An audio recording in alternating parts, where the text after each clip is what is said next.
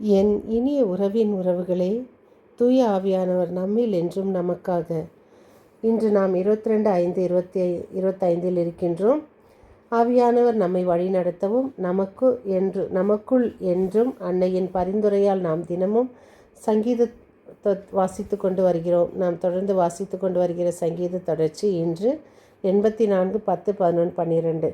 இன்று நாம் வணக்க மாதத்தில் அன்னை மரியாவுக்காக நாம் சொல்ல வேண்டியது: ஓ கன்னித்தாயே, இறைமகனே, இறைமகன் இயேசுவிற்கு அடுத்தபடியாக நீரே எங்கள் அடைக்கலமாகவும் ஆதரவாகவும் இருந்தருளும். நாம் செய்ய வேண்டிய நற்செயல்: ஆலயத்திற்கு எண்ணெய் அல்லது மெழுகுத்திரிகளை காணிக்கையாக தருவது நல்லது.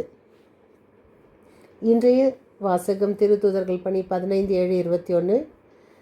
விவாதங்களை குறித்து திருத்தூதர்களையும் மூப்பர்களையும் நோக்கி கூறியது: சகோதரரே, பிற இனத்தார் என் வாய்மொழி வழியாக நற்செய்தியை கேட்டு அதில் நம்பிக்கை கொள்ளும்படி கடவுள் தொடக்கத்திலேயே உங்களிடமிருந்து என்னை தேர்ந்தெடுத்தார். இன்றைய தூய நற்செய்தி வாசகம் யோவான் 15:9-11. என் மகிழ்ச்சி உங்களில் இருக்கும்படி இயேசு மகிழ்ச்சி என்ன? இது சாதாரண இன்பம் அல்ல, மன கிளர்ச்சியும் அல்ல, மாறாக ஆழ்மனதில் ஏற்படும் ஒரு நிறைவான உணர்வு, நம் வாழ்வில் செயல்கள் தூண்டி எழுப்புகின்ற உள்ளுணர்வு, உத்வேகம். உலக பொருட்களால் அடையும் வெற்றியால் வருவதல்ல, தூய ஆவியாரின் கனியாக. கலாத்தியர் 5:22. துன்பத்தில் உள்ள தூய ஆவியார் தரும் ஆற்றலாக. 1 தெசலோனிக்கர் 1:6. தூய ஆவியானவர் அருட்பொழிவாக. திருப்பாடல்கள் 13:52. வருவது தான் இயேசு தரும் மகிழ்ச்சி. வெளியிலிருந்து நமக்குள் கிடைப்பதில்லை, உள்ளத்திலிருந்து வருவது என்பதால் எது நடந்தாலும் என்ன நிகழ்ந்தாலும் கடவுள் பிறரோடு அவர்களின் மகிழ்ச்சியாகும். இந்த மகிழ்ச்சியின் ஊற்றாக இறைவனோடு நமக்குள் உறவு, பிறரோடு நாம் கொண்டிருக்கும் தோழமை, ஒப்புரவு, விசுவாசம், ஜெப வாழ்வு, பிறரன்பு செயல்கள் போன்ற எண்ணற்ற வழிகளில் இந்த இயேசுவின் மகிழ்ச்சியை பெற்றுக்கொள்ளலாம், நிறைவாகவே பெறலாம். நாம் நல்ல உள்ளத்தினராக வாழ்வதால். அன்னை மரியாவுக்காக நாம் செய்ய வேண்டியது: இந்த வணக்க மாதத்தில் அன்னை மரியே, இயேசுவின் விண்ணேற்றம், ஆவியானவரின் பொழிவு ஆகியவற்றால் பெற்ற அனுபவம். அன்னை மரியா இயேசுவின் திருத்தூதர்களை தன்னுடன் ஏற்றுக்கொள்வதில் காட்டிய இரக்கம். அன்னை மரியா திருத்தூதர்களை மறைப்பணிக்கு தயாரித்த விதம். அன்னை மரியா திருத்தூதர்களை மறைப்பணிக்கு தயாரித்த விதம். மழலை திருச்சபையின் மரியாவின் பங்களிப்பு குறித்து திருச்சபையாம் ஆவணம் குறிப்பிடுகிறது. MC Mediator the secret liturgy, Pope Pius 12, 1947. கிறிஸ்துவின் மறையுடல் என்னும் 110 அன்று தூய ஆவி இறங்கி வந்து மரியா மூலமாக தம் வரங்களை ஏராளமாக பொழிந்து திருச்சபை துவங்கி வைத்தார்.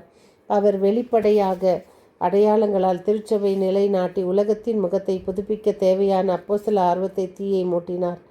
மரியாவின் ஆற்றல் மிக்க பரிந்துரை புதிதாக பிறந்த திருச்சபைக்கு தெய்வீக மீட்பரின் வியப்புக்குரிய ஆவியானவரின் பொழிதலை முதலாக பெற்று தந்தது.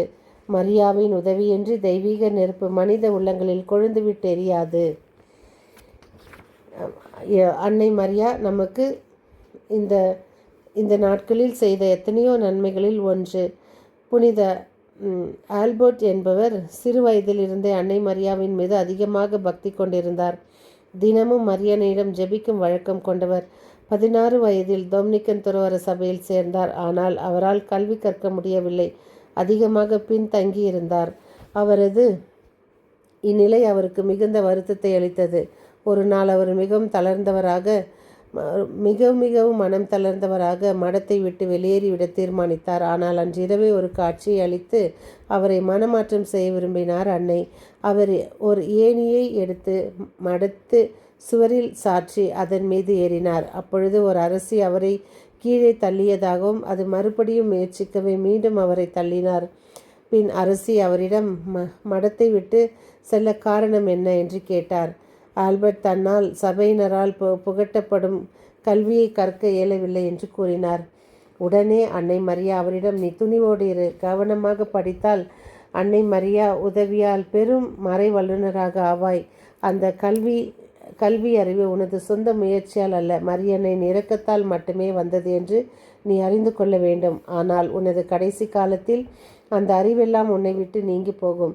இந்த காட்சியால் ஆறுதல் அடைந்த ஆல்பர்ட் முயற்சியெடுத்து படிக்கலானார். தனக்கு காட்சி சொல்லப்பட்டது போலவே அவர் கல்வியில் சிறந்து விளங்கி வல்லுனரானார். பல நூல்களை எழுதினார். ஆண்டுகள் கழிந்தன. இறப்பதற்கு 3 ஆண்டுகளுக்கு முன் ஒரு நாள் கோலோ நகரில் ஏராளமான மக்கள் இறையல் குறித்து கற்பித்து கொண்டிருந்த போது திடீரென அவர் கற்றவை அனைத்தும் மறந்து போனது. உடனே சிறு வயது தனக்கு தேர்ந்த காட்சி நினைவுக்கு வரவே அதை மக்களுக்கு தெரியப்படுத்தி தனது மடத்துக்கு திரும்பிச் சென்று எஞ்சிய காலத்தை ஜெபத்திலும் தியானத்திலும் தவத்திலும் கழித்து பாக்கியமாக மரணமடைந்து புனிதராக உயர்த்தப்பட்டார். புனித ஆல்பர்ட் திருச்சபையின் மறை வல்லுநரின் ஒருவராக திகழ்ந்தார். கிறிஸ்தவர்களாக நமக்கு இறை வார்த்தையில் சந்தேகங்கள் ஏற்பட்டால் அதனை புரிந்து கொள்ளும் அருளை மரியன்னை அருள் தர நாம் வரம் வேண்டுவோம். பிள்ளைகளுக்காக அன்னையிடம் ஜெபிப்போம்.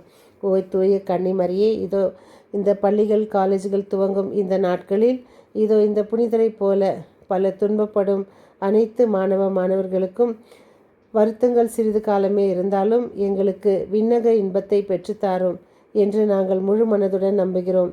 அன்பு அன்னையே, உமது மனம் இப்பொழுது மற்றற்ற மகிழ்ச்சி நிறைந்திருக்கிறது. அதேபோல் எங்கள் குடும்பங்களில் உள்ளங்களில் எங்கள் பிள்ளைகளின் உள்ளங்களில் மகிழ்ச்சியை எங்களுக்கு தாரும். நல்ல ஞானத்தை இந்த புனிதரை போல தாரும். அறிவை தாரும். உலக பிரகாரமான கல்வியை அவர்களுக்கு தாரும். மீண்டும் சந்திக்கும் வரை உங்கள் அன்பு தோழி.